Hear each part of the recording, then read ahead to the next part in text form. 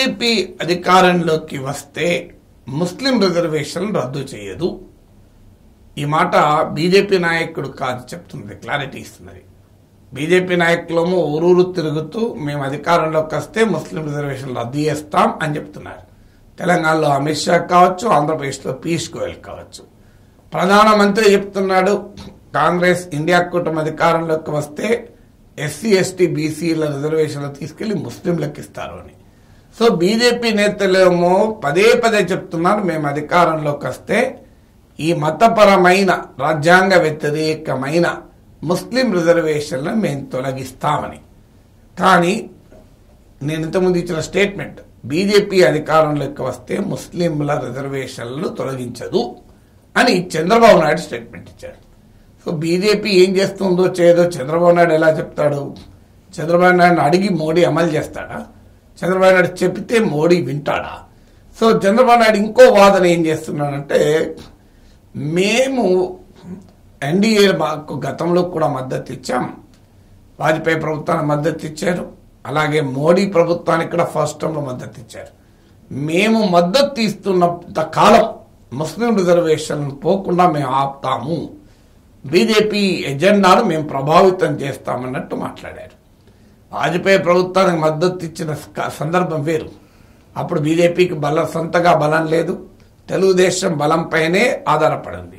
పైగా వాజ్పేయి ఈ రకమైన ఎజెండా ఎప్పుడూ అగ్రెసివ్గా పోలే, ఆయన లిమిట్స్లో పరిమితుల్లో మాత్రమే వెళ్ళారు. కానీ నరేంద్ర మోడీ అలా కాదు, 2014 నుంచి సొంతగా మెజారిటీ ఉంది, మొహమాటం లేకుండా నిర్దాక్షిణ్యంగా తన ఎజెండాను అమలు చేయగలిగే నాయకత్వం మోడీ నాయకత్వం. ఆర్టికల్ 370 చూసాం, మనం అనేక విషయాలు చూసాం. అందువల్ల ఇవాళ తెలుగుదేశం పార్టీ మోడీ ఎజెండాను ప్రభావితం చేసే పరిస్థితిలో ఉందా? ఉంటే మోడీతో 4 ఏళ్ల పాటు కలిసిన సమయంలో జగన్ పైన చర్యలు ఏమైనాయి? నిజంగానే చంద్రబాబు నాయుడుకు శాసించే హక్కు ఉంటే ప్రత్యేక హోదా ఎందుకు రాలేదు? ఎందుకు విభజన హామీలు అమలు కాలేదు? సో దీనికి ఆన్సర్ చెప్పాలి కదా. ప్రత్యేక హోదా ఎందుకు రాలేనప్పుడు ఏం చెప్తున్నారు? మేమేం చేయగలం, ఎన్డీఏలో బీజేపీకి సొంతగా బలం ఉంది, ఇలా మేం చెప్పితేనే వినే పొజిషన్లో వాళ్ళు లేరు కదా అని వివరించారు. ఇప్పుడు ముస్లిం రిజర్వేషన్లకు వచ్చేవరకు చంద్రబాబు నాయుడు హామీ ఇస్తున్నాడు, బీజేపీ అధికారంలోకి వస్తే ముస్లిం రిజర్వేషన్లు తొలగించరు, తొలగించకుండా మేము అడ్డుపడతామని. కానీ అమిత్ షా స్థాయిలో చెప్పిన తర్వాత ఇంకా ఎవరు చెప్పాలి? That is the policy of the Bharatiya Janata party. ఎట్టి పరిస్థితుల్లో భారతీయ జనతా పార్టీ ముస్లింల్లో ఉన్న వెనుకబడిన వర్గాలకు రిజర్వేషన్ కూడా అంగీకరించరు. అన్నీ తమ మేనిఫెస్టోలో చెప్పారు, అన్నీ ఓపెన్ చెప్పారు. మరి ఎందుకు చంద్రబాబు నాయుడు ఈ మాట అనాల్సి వస్తుంది అంటే, బీజేపీ నాయకత్వం ఎన్డీఏలో చేరినప్పటి నుంచి తెలుగుదేశానికి ఒక టెన్షన్ మొదలైంది. ఎందుకంటే ముస్లిం ఓటు వైఎస్ఆర్ కాంగ్రెస్ కు షిఫ్ట్ అవుతుంది. గతంలో కూడా వైఎస్ఆర్ కాంగ్రెస్ కు ఆధిక్యత ఉండే, ఇప్పుడు మూకుమ్మడిగా షిఫ్ట్ అవుతుంది అన్న భయం మొదలైంది. ఈ తెలుగుదేశానికి ఎన్డీఏకు కొంత గొప్ప ఆధిక్యత ఉన్నది అర్బన్ ఏరియాస్లో, ముస్లిం ఓట్ కాన్సన్ట్రేషన్ ఉండేది అర్బన్ ఏరియాస్లో. అందువల్ల ఈ ముస్లిం ఓటు కాన్సన్ట్రేషన్ ఉన్న అర్బన్ ఏరియాస్లో తమకు నష్టం జరుగుతుంది అన్న టెన్షన్ టీడీపీకి పట్టుకున్నది. అందుకని నిన్న నెల్లూరులో ముస్లింల సమావేశం పెట్టి మీకు అండగా మేము ఉంటామని చెప్తున్నారు. ప్రతి సందర్భంలో గుంటూరులో మీటింగ్ పెట్టి చెప్పాను. చాలా చోట్ల ముస్లింలకు హామీ ఇచ్చేటువంటి ప్రయత్నం, ఒక రకమైన డిఫెన్స్లోకి వెళ్ళడం, బీజేపీతో కలవడం వల్ల వస్తున్న ఎదురుదాడి.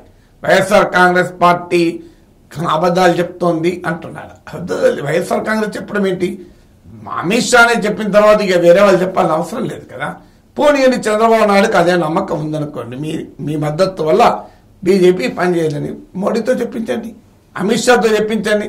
సో మీరు బీజేపీ జాతీయ అధ్యక్షుడు జేపీ నడ్డాతో చెప్పించండి, మా విధానం ముస్లిం రిజర్వేషన్లకు మేము అనుకూలము, మేము వస్తే ముస్లిం రిజర్వేషన్లు తొలగించము. ముస్లింలో ఉన్న వెనుకబడ్డ వర్గాలకు వాస్తవంగా ముస్లిం రిజర్వేషన్ ఉండవు, మతం ప్రాతిపదిక రిజర్వేషన్లను ఎవరు తొలగించేది ఉన్నది కోర్టే కొట్టేస్తుంది.